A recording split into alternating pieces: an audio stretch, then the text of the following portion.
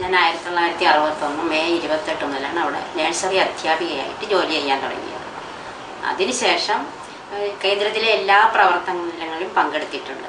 ആദ്യം ആയ പോലും ഇല്ലാതെയാണ് 40 കുട്ടികളെ, ഇതൊക്കെ പറയാൻ ചോദിക്കും, 40 കുട്ടികളെ ഞാൻ ഒറ്റയ്ക്ക് ജോലി നോക്കി. അന്ന് ഞങ്ങളുടെ ഗാന്ധി സ്മാരകത്തിന് യാതൊരു കഴിവും ഇല്ലായിരുന്നു.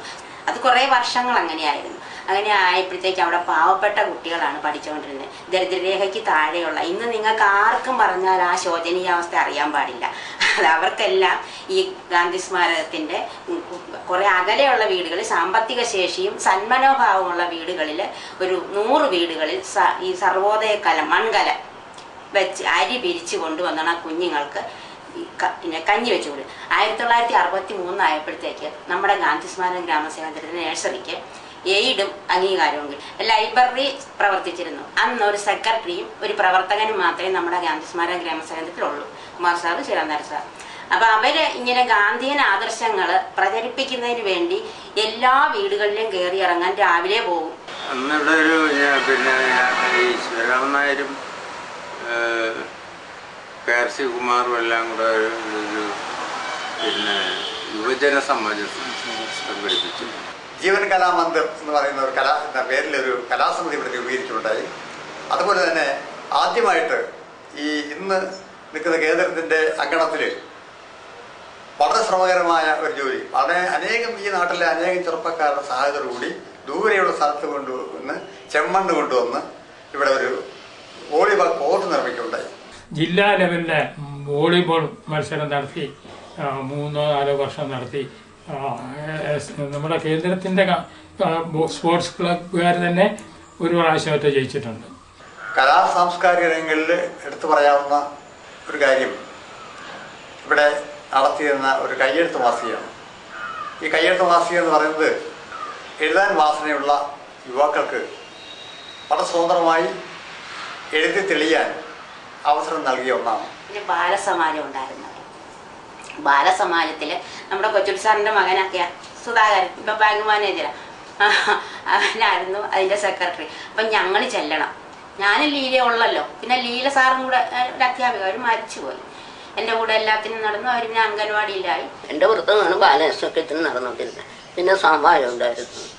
അങ്ങനെ പിന്നെ ആണുങ്ങളുടെ സമാജം ഉണ്ടായിരുന്നു, പെണ്ണുങ്ങളുടെ സമാജം ഉണ്ടായിരുന്നു. വനിതാ സമാജത്തിൽ ഒത്തിരി പ്രശ്നങ്ങളുണ്ടായിരിക്കും. വനിതാ സമാജത്തിൽ നമ്മളെന്ന് വിളിച്ചാൽ വരികയില്ല. ഞാൻ പറഞ്ഞില്ലേ, അവർക്ക് തൊണ്ടുതല്ലും ചകിരിപിരിയും ചന്തയപ്പോക്കും ഉള്ള കഞ്ഞിയില്ല, തൂമ്പാവേലയും കഴിഞ്ഞ് വരുമ്പം അവർക്ക് കഞ്ഞി വെച്ച് കൊടുക്കൽ, അങ്ങനെ പല പല പ്രശ്നങ്ങളുണ്ട്. പിന്നെ ചകിരി പിരിച്ച് കയർ ഇവിടെ കൊണ്ടുവരും. നമ്മുടെ ഗാന്ധി സ്മാരകത്തിൽ കയർ കൊണ്ടുവരും. കയർ കൊണ്ടുവന്നാൽ ഉടനെ കാശ് കിട്ടണം, പോകണം എന്നുള്ള ചിന്തയാണ്. അന്ന് ഈ വനിതാ സമാജം വിളിച്ചാൽ വരാൻ വളരെ ബുദ്ധിമുട്ടുണ്ടായിരുന്നു. എന്നാലും വളരെ സ്നേഹമാണ്. നമ്മുടെ ഗാന്ധി സ്മാരക ഗ്രാമസേവാ കേന്ദ്രം എന്ന് കേൾക്കുമ്പോൾ നമ്മുടെ വീട്ടിലേക്ക് നമ്മൾ എങ്ങനെ അച്ഛനെയും അമ്മയും കാണാനായിട്ട് ഓടിപ്പോകില്ലേ, അങ്ങനെ ഒരു ഇതായിരുന്നു. അന്ന് ആശുപത്രി ഉണ്ടായിരുന്നു, ഈ ഫാമിലി പ്ലാനിങ്. ഈ ലെപ്രസി ഫൗണ്ടേഷനിലെ ചീഫ് മെഡിക്കൽ ഓഫീസർ നമ്മുടെ ഈ കേന്ദ്രത്തിലെ ആരോഗ്യ കേന്ദ്രത്തിൻ്റെയും ചീഫ് മെഡിക്കൽ ഓഫീസറായിരുന്നു. നമ്മൾ സൗജന്യമായി ചികിത്സയും അതിനുള്ള മരുന്നും ജനങ്ങൾക്ക് നൽകിയിട്ടുണ്ട്. രാഷ്ട്രഭാഷാ പ്രചാരണം കേന്ദ്രത്തിന്റെ പ്രധാന പ്രവർത്തനമായിരുന്നു. 1964 ഡിസംബർ മുതലാണ് ഞാൻ ഗാന്ധി സ്മാരക ഗ്രാമസേവാ കേന്ദ്രത്തിൽ ജോലി ചെയ്യാൻ തുടങ്ങിയത്. അന്ന് ക്ലാസ് തുടങ്ങാനായിട്ട് ഇന്നത്തെ സൗകര്യങ്ങളൊന്നും ഉണ്ടായിരുന്നില്ല. ഒരു മരത്തിൻ്റെ ചുവട്ടിലാണ് ക്ലാസ്സിൻ്റെ ഓപ്പണിംഗ് ശരിക്കും നടന്നത്. അന്ന് പ്രധാനപ്പെട്ട അവിടുത്തെ secretary Kumar sir, Dhanapala sir, Benjamin sir, പിന്നെ KP Kurup sir, professor KP Kurup sir, പിന്നെ പപ്പ സാറ്, അങ്ങനെ കുറേ പ്രഗത്ഭരായ ആളുകൾ സാന്നിധ്യത്തിലാണ് ക്ലാസ് തുടങ്ങിയത്.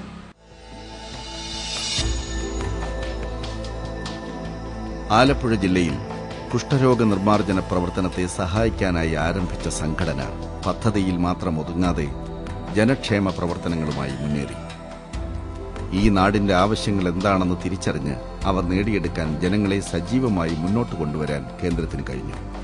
പ്രാദേശിക തൊഴിലുകളെയും അറിവുകളെയും കോർത്തിണക്കി മുന്നോട്ട് വെച്ചുകൊണ്ടുള്ള പരീക്ഷണങ്ങൾ ഇവിടെ നടന്നു.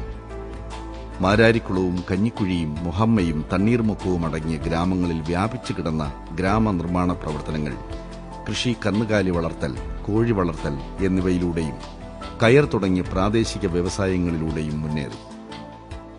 ഞാൻ ബന്ധപ്പെടുന്നത് ഈ പഞ്ചായത്ത് മെമ്പർ എന്നുള്ള നിലയിലാണ്. 1963 പഞ്ചായത്ത് മെമ്പറായി. കൃഷി കാര്യങ്ങളൊക്കെ ഭംഗിയായിട്ട് നടത്തുന്നതിനുള്ള പ്രോത്സാഹനങ്ങൾ, പിന്നെ കാർഷിക പ്രവർത്തനങ്ങൾ ഗാന്ധി സ്മാരകം നേരിട്ടും കുറെയൊക്കെ നടത്തും. നല്ല പോലെ കൃഷിയൊക്കെ ചെയ്ത് നല്ല ആദായത്തിലൊക്കെ നിന്നതാണ്. ആദ്യകാലത്ത് ഇതിന്റെ കല്ലിട്ടത് കേളപ്പജിയാണ്. കേളപ്പജി കല്ലിട്ടു. കേളപ്പജി വന്ന് ഇത് ചെയ്യുമ്പോൾ അന്ന് കുറച്ച് തെങ്ങ് വെച്ചു.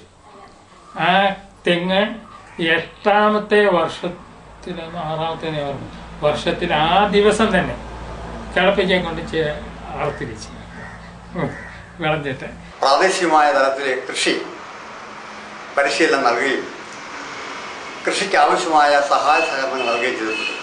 അതുപോലെ സാമൂഹ്യ ജലസേചന പദ്ധതി, ഇവിടെ തെങ്ങുകൾക്ക് വേനൽക്കാലത്ത് തെങ്ങ് വെള്ളം ഒഴിച്ചു കൊടുക്കേണ്ട ആവശ്യമാണ്, നനയ്ക്കേണ്ടത് ആവശ്യമാണ്. അത് നേരിടുന്നതിന് വേണ്ടി ഈ ഇത് നിൽക്കുന്ന പഞ്ചായത്ത് പ്രദേശങ്ങളിൽ ഇവിടുന്ന് ജലം വിതരണം ചെയ്ത് പൈപ്പ് മാർഗം കൊണ്ടുപോയി സാമൂഹ്യ ജലസേചന പദ്ധതി നടപ്പിലാക്കിയതിലൂടെ കാർഷിക മേഖലയിൽ ഒരു ഉണർവ് ഉണ്ടാക്കിയിട്ടുണ്ട്. 57 ഗവൺമെൻറ് ആരംഭിച്ച ഈ ചേർത്തല കനാൽ ചേർത്തല വരെ വെട്ടിത്തെളിച്ച ഒരു സംരംഭമുണ്ട്.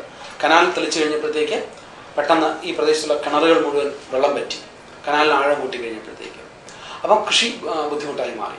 അന്ന് ആ കനാലിനെ തടയിട്ടുകൊണ്ട് തടയണകൾ സൃഷ്ടിച്ചുകൊണ്ട് ജലദൗർബല്യം പരിഹരിക്കാൻ അന്ന് ഗാന്ധി സ്മാരകത്തിന് കഴിഞ്ഞു. ആദ്യത്തെ ഒരു പൊതു ആയിട്ടുള്ള ആളുകളെ സംഘടിപ്പിച്ച് അവിടെ ചെയ്തൊരു കാര്യം ഈ പ്രദേശത്തിന്റെ ഒരു പ്രാദേശികമായിട്ടുള്ള പോരായ്മകൾ നികത്തുന്നതിന് അപ്പോഴപ്പോഴുണ്ടായിട്ടുള്ള ആവശ്യങ്ങൾ പരിഹരിക്കുന്നതിന് ആളുകളെ കൂട്ടായ പ്രയത്നത്തിലേക്ക് കൊണ്ടുവരാൻ ഈ കേന്ദ്രത്തിൽ കഴിഞ്ഞു. 1961 ആരംഭിച്ച ഖാദി വ്യവസായ പ്രവർത്തനങ്ങൾ ഇന്നും ഇവിടുത്തെ പ്രായമേറിയവർ ആവേശത്തോടെയാണ് ഓർക്കുന്നത്. നൂൽപ്പും തുണിനെയ്ത്തും മാത്രമല്ല, സോപ്പ്, ചന്ദനത്തിരി, കുട, കൈക്കുത്തരി ഉൽപാദന പ്രവർത്തനങ്ങൾ ഗ്രാമീണ മേഖലയ്ക്ക് ഉണർവേകി.